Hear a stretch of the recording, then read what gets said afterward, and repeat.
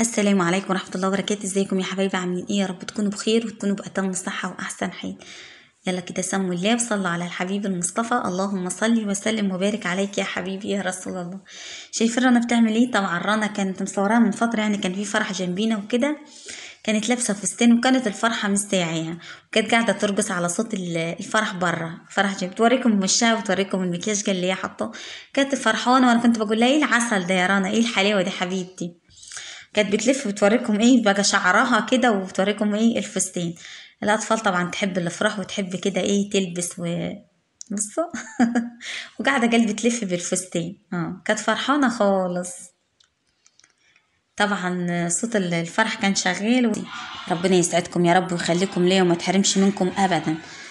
طبعا بالنسبه للفيديو اللي عدى، الكومنتات بتاعت الفيديو اليوتيوب هو اللي قفل لي الكومنتات وكده، مش انا اللي قفلتها، يعني انا فتحتها بس هم قفلوها لي. انا بحب الكومنتات اللي بتكتبوها لي ودعواتكم اللي دايما بتيسر امور. ربنا يسعدكم يا رب وخلي لكم اولادكم يرزق كل مشتاق، اللهم امين يا رب العالمين. ويدخل علينا رمضان وعليكم بالخير والفرحه والسعاده، اللهم امين يا رب العالمين.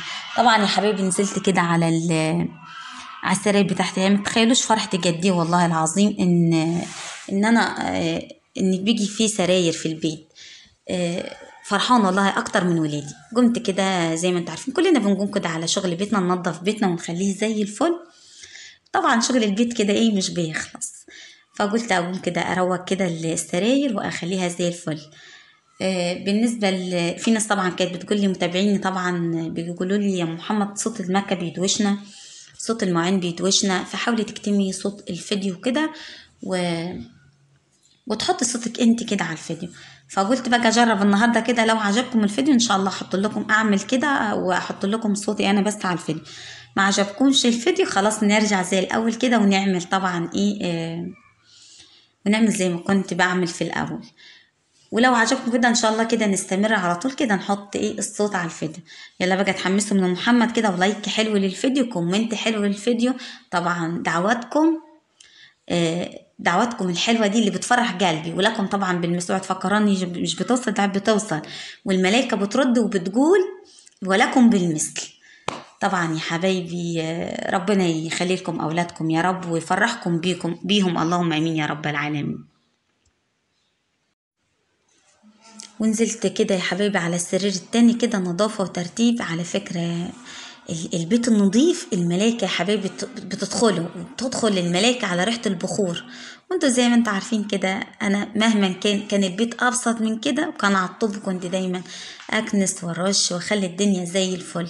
في ناس يعني مهملة كتير، يعني في ناس عندنا جيراننا هنا كده مهملة كتير، كل حاجة تلاقيها وسخة عندها، ويبقوا قاعدين في الشارع وسايبين مصالحهم وسايبين شغل بيتهم.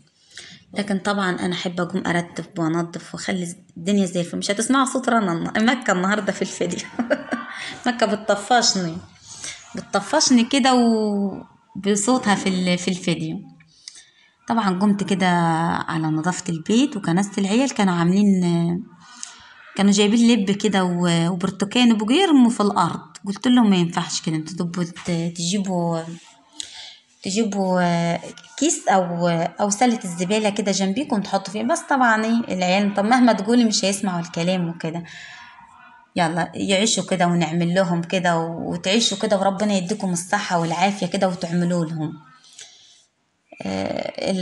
يعني هنعمل ايه، هو لازم كده سنة الحياة كده نتعب كده ونعمل لولادنا. ربنا يخليهم يا رب ويخلي لكم ولادكم وتشوفوهم احسن الناس ويرزق كل مشتاق، اللهم امين يا رب العالمين. نزلت كده يا حبايبي كده على كنيس كده وحشت الترابيزة بحطها جنب السراير هنا. وقلت انضف كده وخلي ايه الدنيا زي الفل.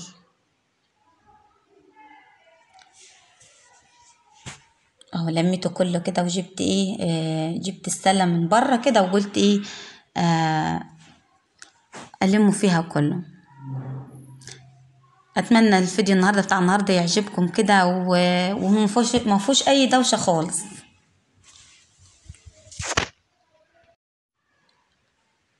وبعد كده يا حبايبي ما خلصت اوضه العيل قلت اجيب الكولمن بتاعنا كده وانزل عليه نظافة كده واخليه ايه زي الفل. انا احب اغير المية وانضفه، رغم يا حبيبي ان انا مش مركبة يعني عليه فلتر وكده يعني للمية، بس والله ما اقولكوش. والله واحد جه اشتغل عندنا كده، عمل عندي الكهرباء وكده، قال لي يا ام محمد مش عايزه امشي من بيتكم. قلت له ليه؟ قال المية كأنك حاطة فيها سكر. قلت له ولا سكر ولا حاجة، يعني هو يعني مراته بصراحة مهملة شوية، ممكن عادي تسيب الكل وسخ عادي ومطرب وعدمين ما تسألش فيه، يشربوا فيه منه عادي، لكن انا احب اصبنه كده وانضفه واخليه ايه زي الفل، واغير المية بتاعته، والمية بتبقى فيه جميلة ومكررة كده ونظيفة. نزلت عليه كده يا حبايبي بالسلك والبريل على الحنفية، وشطفته طبعا كذا مرة، بس كنت ايه بوقف كده عشان ايه وقت الفيديو كده، وغسلت قلبه كده ونضفته، كبيته كذا مرة يعني. اهو شطفته كويس كده ونضفته، وقلت ايه هجيب كوباية درج تلج كده من التلاجة، هو درج واحد يا اما كوباية واحدة بس عشان المية ايه تبقى ساقعة شوية. بقول لكم هنا اللي الدرج بتاعه اتكسر، بقول لكم شايفين هو قاعد بس باب الحمام، ان شاء الله تفرج بعد كده ونجيبه. بس والله ما سألت عليه غالي جدا، ب5000 جنيه باب الحمام ألمونتيل. طيب قلت لا طبعا الحاجات دي الأساسية، أوضة النوم السراير بتاعت العيال والتلاجة، يعني قلت الباب ده كده عامة لازم نقول طبعا ايه الحمد لله، ومصيره يتعمل ان شاء الله. نزلت كده يا حبايبي على الجرادل بتاعت الحمام، وقلت ايه انضفها.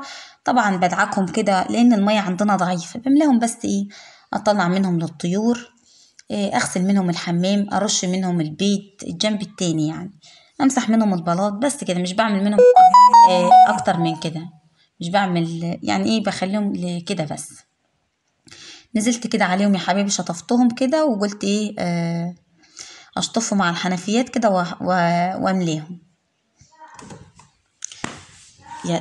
خليتهم زي الفل كده ونضفتهم اهو. بصوا شطفتهم كذا مرة يعني ايه على الحنفية وكده.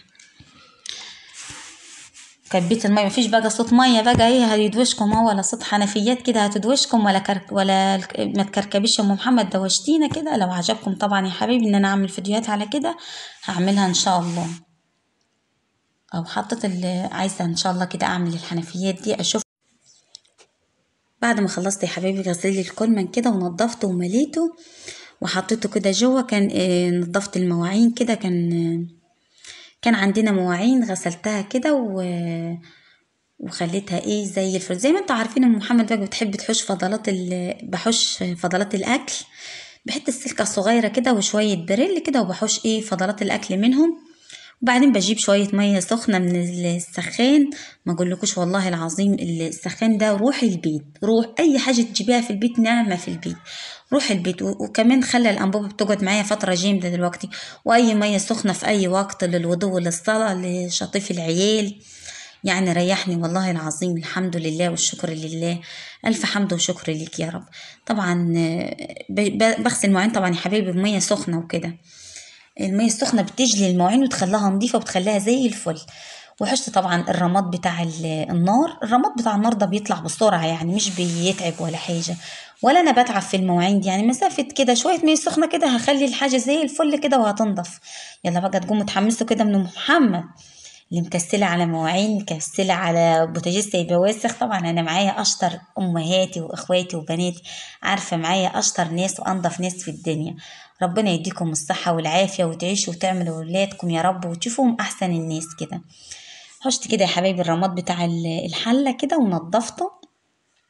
وطبعا المية دي يا حبيبي هكبها كده وهجيب مية شوية مية سخنة كده، وهنزل عليهم بقى ايه بحته السلكة وشوية بريل واخليهم ايه زي الفل، ولا بسهج ولا في مسافة دقيقة كده كل حاجة بخليها زي الفل. والله يومية كده أنظف البيت والبلاط أمسحه، والبوتاجيز ده يومية. حتى في ناس كانت جايلة لي هات لي أم محمد ورق كده وفرشاه على البوتاجيز عشان ما تتعبيش في غسيله. مش هقدر ان انا افرشه كده واسيبه، لا طبعا ايه انا بحب كده انضف. يا رب يا حبايبي الفيديوهات بتاعت البسيطة دي تعجبكم كده. أنا عارفة إن أنا مش بكلف في الفيديوهات ومش بصرف عليه، بعمل الموجود وبعمل اللي في بيتي يعني الحمد لله والشكر لله. بس انتوا دايما بتجبروا بخاطر ربنا، يجبر بخاطركم يا رب ويخلي لكم أولادكم يا رب وتفرحوا بيهم. اللهم آمين يا رب العالمين. يلا بقى قوموا كده نتنشطوا كده. حبايبي، وربنا يخليكم ليا يا رب، ما تحرمش منكم ابدا كده، ويسعدكم كده ويجازيكم كل خير. الحمد لله طبعا، الفضل لربنا كده، انا عشان ماشيه بما يرضي الله، فربنا كده موقف معايا الناس الطيبه اللي بتسعدني كده وبتقف جنبي كده وتفرحني. طبعا يا حبايبي، بعد ما خلصت كده شغل البيت، جينا بالليل كده، الجو ساقعة خالص في عندنا في البيت، لأن بالنسبة بس الزرع ورانا، فالزرع عطى ساقعة جامدة للبيت، فقلت تعالوا نجيب يا عيال، نجيب شوية كالوح، احنا عندنا اللي بنسميه ده كالوح. رحنا اشترينا كده شوية كالوح، وقلنا بقى ايه، نولعهم كده وندفي المكان قبل ما ننام، ونعمل بقى شوية شاي سخنين حلوين كده على النار. ما اقولكوش بقى شاي، اللي كانش محمد بس هو اللي كان قاعد معايا كده، وابوه والعيال كانوا نايمين، ومكا كانت صاحيه، كانت قاعده على حجري، قعدنا كده دفينا المكان.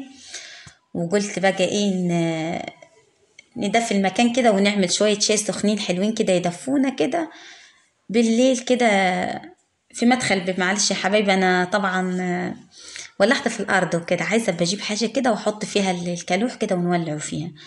هي طبعا عشان ارض خساره يعني.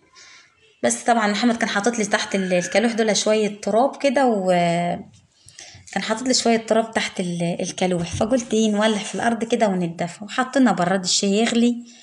شاي احسن، بيبقى طعمه رهيب واحسن من شاي البوتاجيز، ليه طعم كده غريب.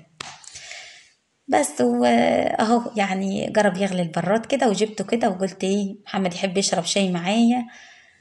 قعدت كده، جبت صينية الكوبايات كده، وقعدت ايه، اشغل في الكوبايات. يا الله بقى، ما تنسينيش لايك حلو كده للفيديو، وكومنت حلو كده، ودعوة حلوة كده من قلبكم لأم محمد كده. دعواتكم دي اللي بتفرحني، بتفرح عيالي وكده، وبتيسر أموري، وبتوصل. ولكم طبعا بالمثل يا حبايبي. أتمنى يا حبايبي فيديو النهاردة يعجبكم كده، وكده فرحوني كده، وخلي المشاهدات كده تعلى شوية كده، نفسي المشاهدات كده تزيد شوية في القناة، طبعا الحمد لله على كل حال كده.